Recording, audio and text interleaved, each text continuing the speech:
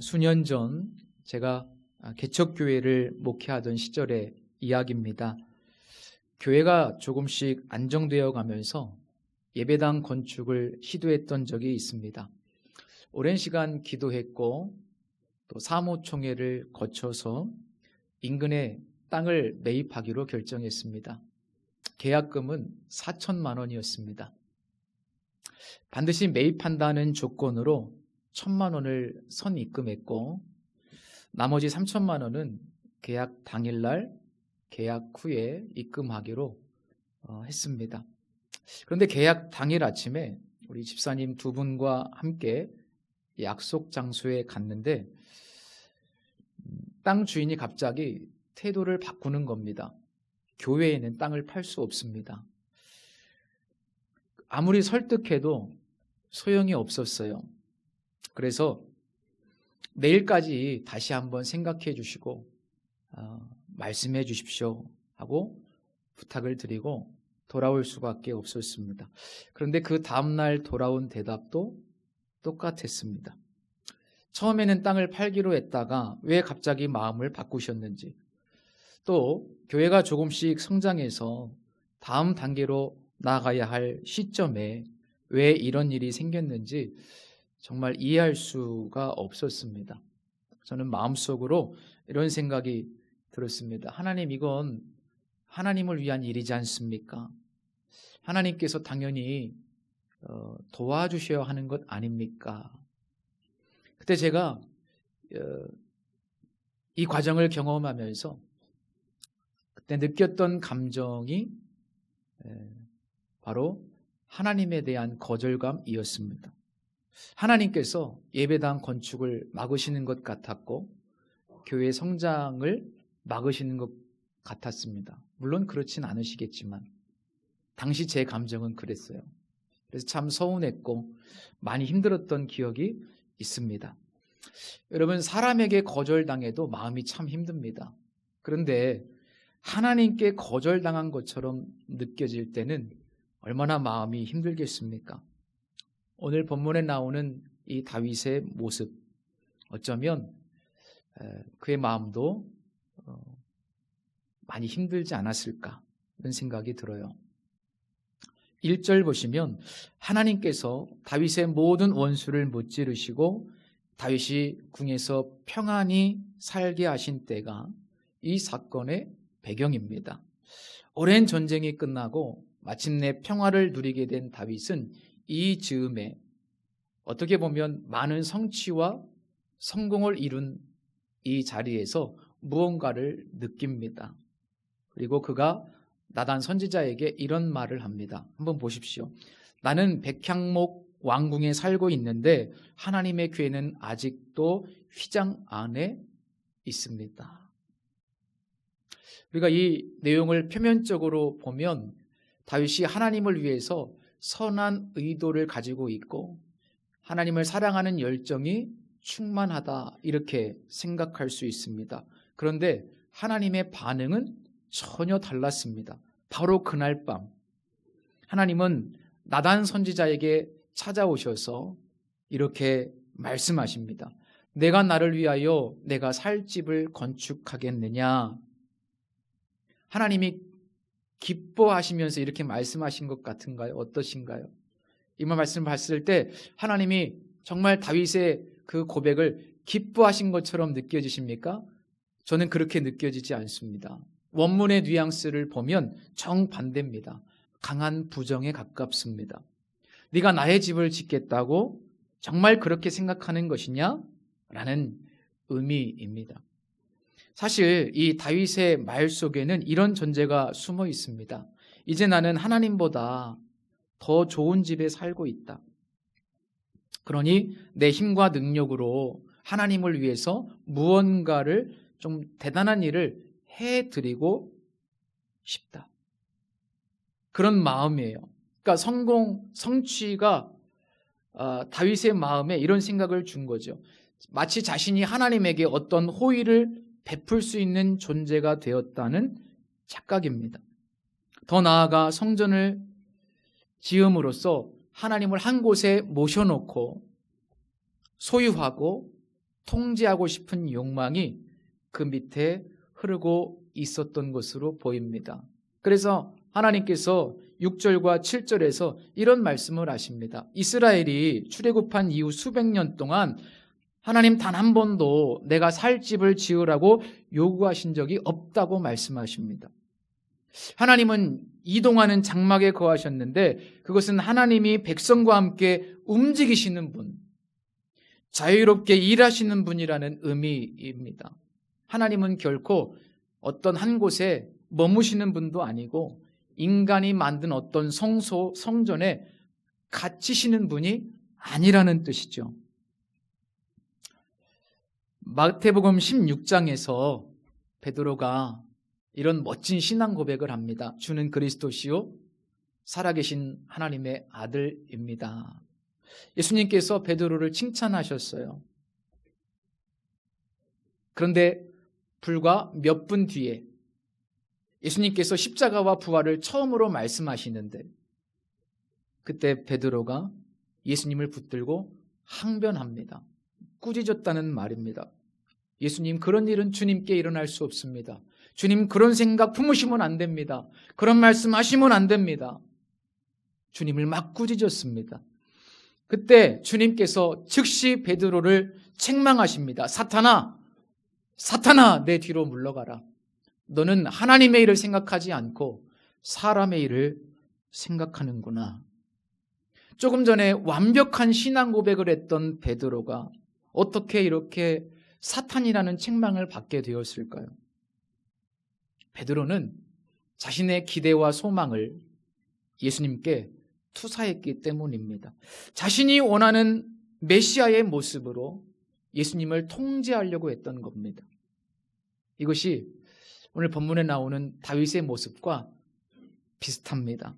그 선한 말 뒤에, 선한 생각 뒤에 하나님을 내 뜻대로 소유하려는 욕망이 숨어 있었던 거죠. 우상 숭배의 특징이 뭡니까? 우상을 신전에 모셔놓고 소유하고 통제함으로써 자신이 원하는 것을 이루는 겁니다. 많은 재물 혹은 정성스러운 재물을 바치면 그 신이 나에게 더 큰 복을 줄 거라고 믿는 것. 그리고 신은 신전에 있으니까 신전 밖에서는 내가 원하는 대로 신의 뜻과 상관없이 살아도 된다는 생각. 어떻게 보면 하나님을 향한 헌신처럼 보이는데요. 그 안에는 내가 원하는 하나님을 만들려는 욕망이 있는 것이죠. 그런데 그것은 이미 신앙의 자리를 잃은 겁니다. 그리고 만약 예루살렘에서 성대한 성전 공사가 시작된다면, 그리고 수년 동안 이 성전 공사가 진행된다면 사람들은 하나님을 바라볼까요? 아니면 다윗을 바라보게 될까요? 이 성전 프로젝트, 정말 위대한 일을 진행하는 다윗을 주목하지 않을까요? 다윗 왕 훌륭하다. 아, 다윗 훌륭해. 다윗 왕이 이렇게 엄청난 일을 하나님을 위해서 하는구나. 그런데 사람들은 하나님이 이 백성을 위해서 어떤 일을 하고 계신지를 잊어버리고 다윗이 하나님을 위해서 성전을 짓는 엄청난 일들을 바라보며 의식하게 될 거란 말이죠. 하나님 그걸 원치 않았어요. 때로 우리의 선한 헌신이 우리 자신을 드러내고 오히려 하나님을 가리는 장막이 될 수도 있다는 것을 잊지 말아야만 합니다. 요한복음 3장에서 세례 요한의 제자들이 불평하며 세례 요한에게 찾아왔습니다. 랍비님, 요단강 건너편에 그분에게, 예수님에게 사람들이 모두 몰려갑니다. 그러니까 자신의 스승이 막 인기가 많았었는데 점차 인기가 시들시들해지고 사람들이 예수님께 가니까 소외당하고 있다는 느낌이 든 거죠. 그래서 분개한 겁니다. 그런데 세례 요한이 제자들에게 뭐라고 이야기합니까? 하늘이 주시지 않으면 사람이 아무것도 받을 수가 없다. 하늘이 주시지 않으면 사람이 아무것도 받을 수 없다. 그리고 이런 말을 합니다. 그는 흥하여야 하겠고 나는 쇠하여야 하리라. 요한은 자신의 영향력이 줄어드는 것을 알면서도요, 조금도 마음 아파하지 않았습니다. 오히려 기뻐했습니다. 기뻐한다고 말씀하고 있죠. 기뻐했어요. 그는 흥하여야 하겠고 나는 쇠하여야 한다. 이 고백, 정말 우리의 신앙 속에서, 우리의 삶 속에서 오직 예수 그리스도만 드러나기 원하는 마음, 내 자랑이나 내 성취나 내가 한 업적이나 내 헌신이 드러나는 것이 아니라 오직 주님만 드러나기 원하는 마음, 그게 참된 신앙인의 모습이라고 생각됩니다. 언젠가 한번 설교 시간에 말씀드렸지만 캄보디아 선교사님 제가 만나면서 이야기 나눴을 때 사람들이 헌신하는데 자기 이름 석자가 들어가는 일에는 헌신을 잘한다는 거예요. 자기 이름으로 예배당 짓는 것. 그런데 공동 프로젝트에는 헌신하지 않는다는 거예요. 자기 이름이 여러 명 중에 한 명으로 들어가는 건 잘 안 한대요. 내 이름 단독으로 선교지에 예배당 짓는 거는 많이 해요. 내 이름이 들어가니까 누구누구 장로, 누구누구 권사, 누구누구 집사. 이게 우리의 모습이라는 거예요. 하나님을 위한 좋은 일을 한다고 하지만 그러나 거기에 우리의 이름이 들어가길 원하는 거죠. 그는 흥하여야 하겠고 나는 쇠하여야 한다 라는 이 신앙의 모습, 나는 정말 주님 앞에서 아무것도 드러나지 않기를 원하는 마음, 그 마음이 저와 우리 모두에게 있기를 축복합니다. 그렇게 우리 신앙생활을 했으면 좋겠어요. 오직 하나님만 보이고 하나님만 드러나는 인생. 하나님은 다윗의 제안을 거절하신 뒤에 아주 중요한 사실을 말씀하십니다. 상기시켜 주십니다. 8절에서 11절 말씀을 보니까요, 내가 너를 목장에서 양을 따르는 데서 불러내어 이스라엘의 목자로 세웠다, 이런 말씀하십니다. 그리고 하나님이 계속 반복하시는 표현이 하나 있습니다. 내가라는 표현입니다. 내가 너를 불렀다. 내가 너를 세웠다. 내가 너와 함께했다. 내가 내 원수를 멸했다. 내가 내 이름을 존귀하게 할 것이다. 내가. 이게 무슨 의미예요? 고대 세계에서 왕이 된다는 것은 왕가에서 태어나야만 가능합니다. 실력과 별로 상관이 없어요. 목동이 왕이 된다는 것은 사실 불가능한 일이었습니다. 그런데 하나님의 주권적인 선택과 은혜로 말미암아 그 불가능한 일이 다윗에게 일어난 거죠. 그는 승승장구합니다. 그런데 그 모든 승리는 물론 다윗의 믿음과 용맹함도 있었겠지만 그러나 그 전에 하나님께서 다윗과 함께 하셨기 때문이라고 말씀하십니다. 11절은 이렇게 선언합니다. 내가 너를 모든 원수에게서 벗어나 편히 쉬게 하리라. 내가. 그래서 이 말씀은 1절의 말씀과 짝을 이룹니다.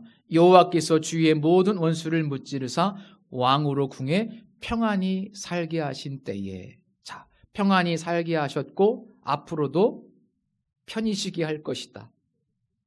이 말씀의 요지가 뭐예요?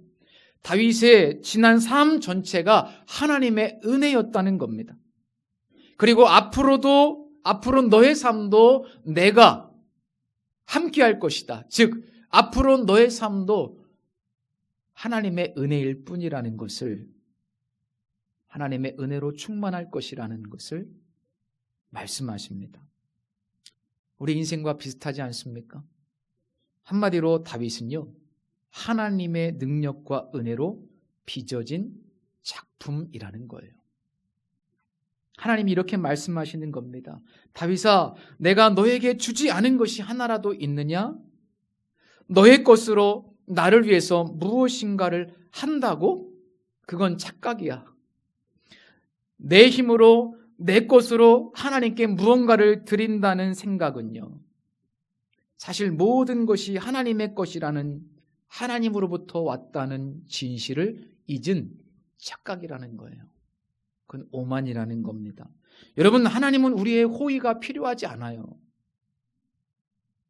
은혜란 것이 무엇입니까? 은혜란 자격 없는 자에게 베푸시는 하나님의 호의입니다. 그래서 우리가 은혜를 누군가에게 베푸는 존재가 아니라 사실 우리는 오직 하나님의 은혜를 받는 존재일 뿐이라는 것. 거절의 말씀에 이어서 하나님은 전혀 예상치 못한 말씀을 하십니다. 나 여호와가 친히 너의 집을 지어주겠다. 너의 왕조를 세워줄 것이다. 너의 후손을 세워줄 것이다. 자, 다윗이 하나님을 위해서 집을 짓겠다고 했더니 하나님은 오히려 내가 너를 위해서 집을 지어주겠다. 이것이 소위 나단의 신탁이라고 하죠. 영원한 다윗 언약입니다. 하나님은 다윗의 후손을 왕위에 세우시고 그 나라를 영원히 견고하게 하시겠다고 말씀하셔요. 약속하십니다. 다윗은요, 자신이 얼마나 그 하나님의 구원의 큰 그림, 구속의 역사 속에서 얼마나 중요한 통로가 될 것인지를 전혀 지금은 알지 못합니다. 그런데 하나님은 다윗을 통해서, 이 언약을 통해서 다윗의 후손으로 메시아를 보내실 계획을 이미 세우고 계신 거예요. 그래서 다윗을 세우신 거고, 다윗이 목동에서 왕이 되었다는 것은 은혜의 극치를 보여주는 것인데, 그 은혜의 극치를 그의 후손을 통해서 우리에게 보여주시기 위해서 다윗을 이렇게 왕으로 세우고 부하게 하고 승리하게 하신 거예요.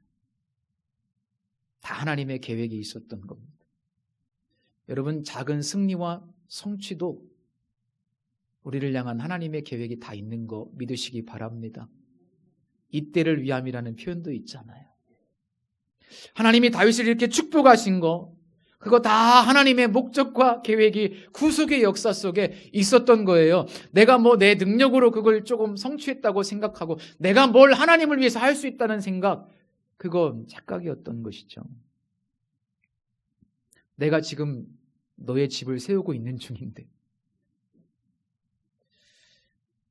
그런데 구약의 역사를 보면 어떻습니까? 잘 아시는 것처럼 이 언약이 흔들리는 것처럼 보이는 순간이 옵니다.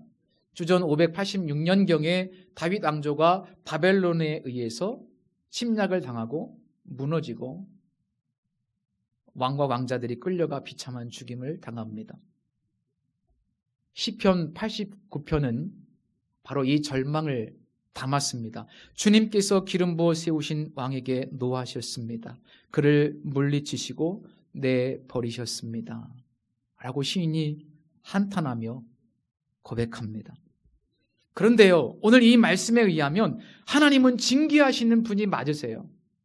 하나님은 징계하시는 분이 맞아요. 그러나 이 약속처럼 하나님은 이스라엘 백성들을 향한 사랑을 결코 거두지는 않으셨습니다. 약속을 취소하지는 않으셨습니다. 그리고 마침내 긴 시간이 지나서 다윗의 후손으로 왕이신 예수 그리스도께서 이 땅에 오셨습니다.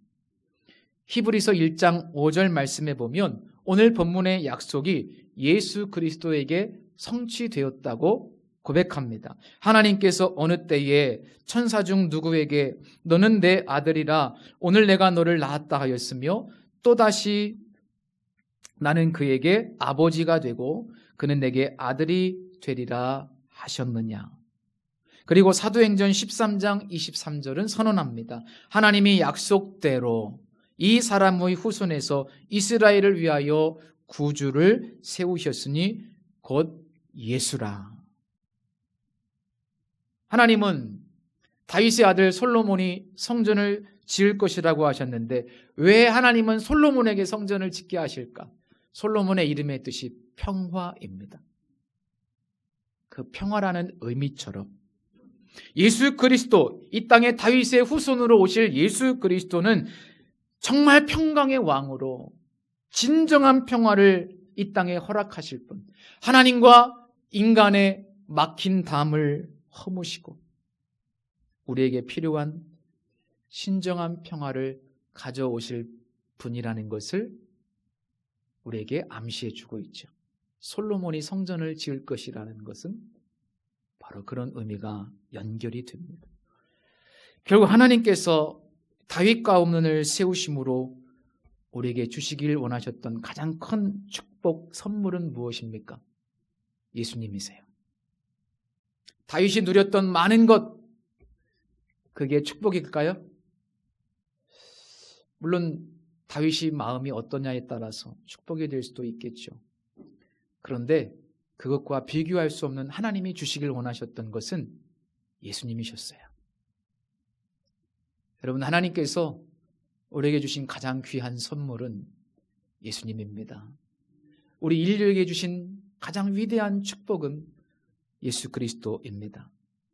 그분은 성전으로 이 땅에 오셨어요. 성전은 어떤 곳입니까? 하나님과 인간이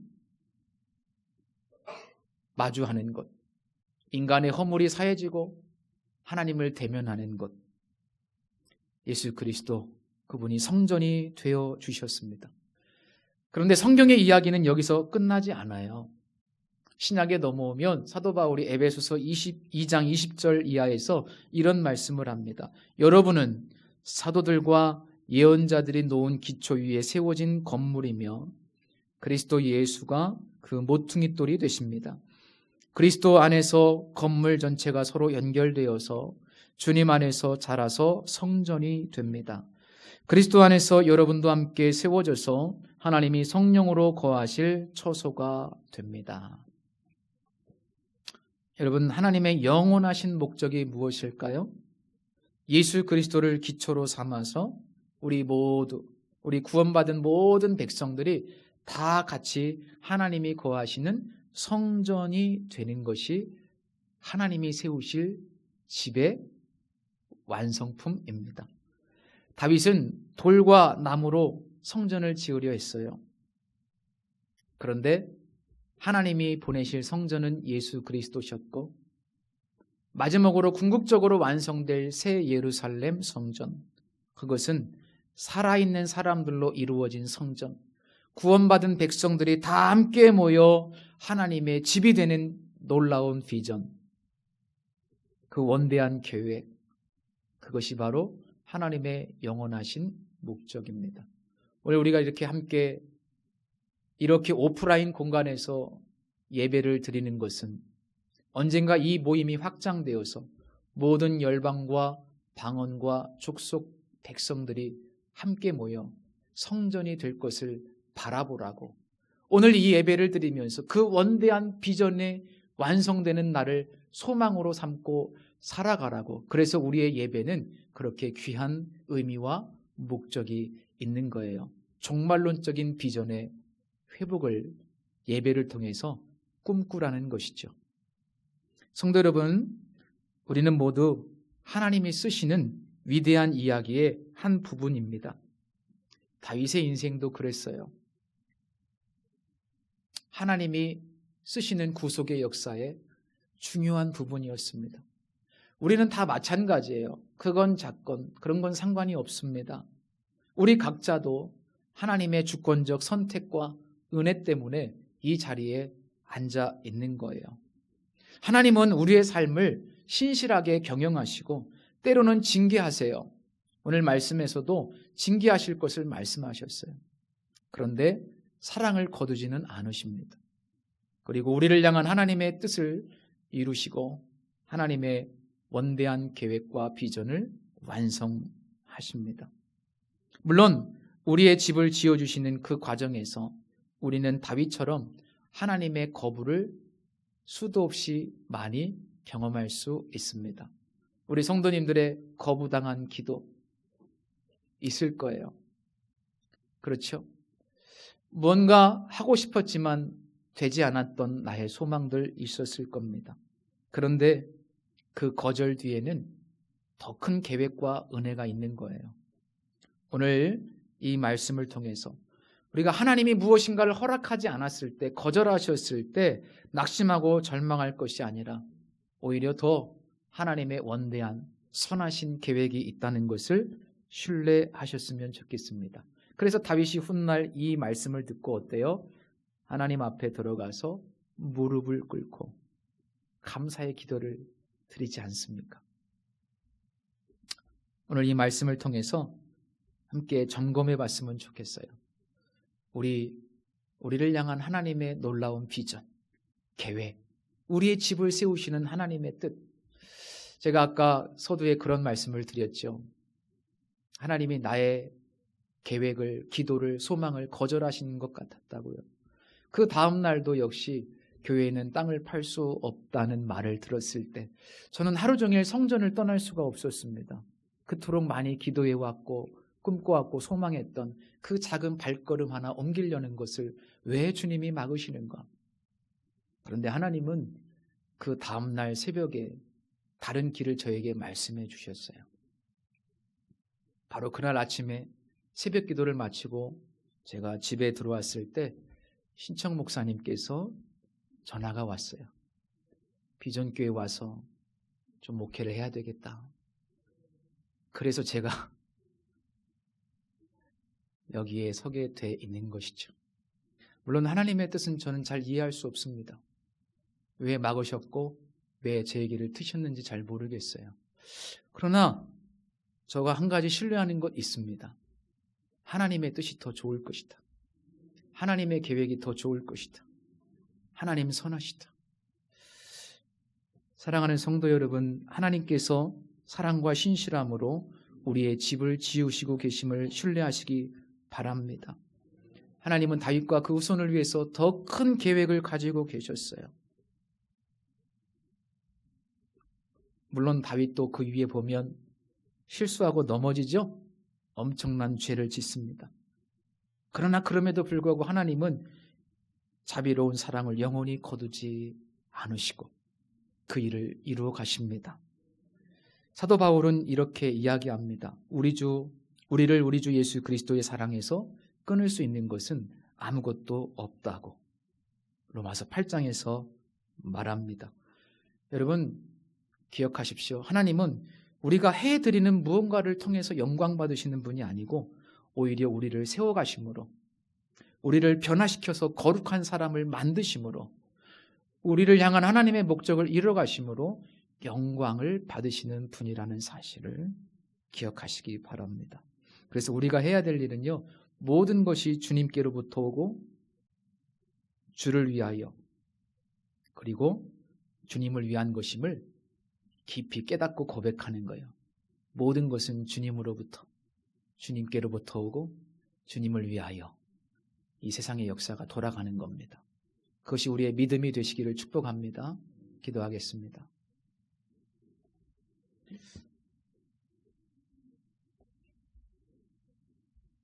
하나님 아버지, 오늘 말씀을 통해 우리가 깨닫게 하심을 감사드립니다. 우리가 하나님을 소유하고 통제하려 했던 교만을 용서하여 주시고 우리에게 주시길 원하셨던 것은 예수 그리스도이시며 하나님께서 우리의 집을 지으시는 그 크신 손길을 신뢰하며 살아가게 하옵소서. 우리의 헌신과 섬김이 우리 자신을 드러내는 것이 아니라 오직 예수 그리스도만 높아지는 삶이 되게 하여 주옵소서. 하나님의 선하심과 신실하심과 사랑을 의심치 않게 하여 주시고 다윗처럼 주님 앞에 무릎 꿇고 감사의 기도를 드리는 저희 모두가 되게 하여 주옵소서. 예수님의 이름으로 기도드립니다. 아멘.